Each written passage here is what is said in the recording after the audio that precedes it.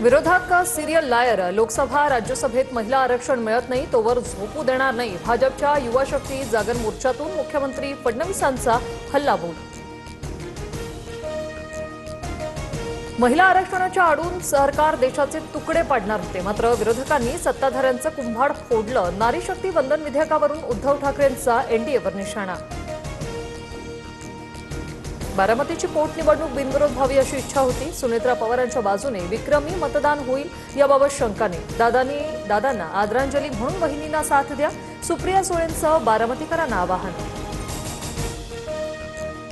दादांचं मुख्यमंत्री पदाचं स्वप्न काकींच्या माध्यमातून पूर्ण होईल, आदिती तटकरेंचं विधान। तर वातावरण गढूळ करू नका, छगन भुजबळांनी सुनावलं।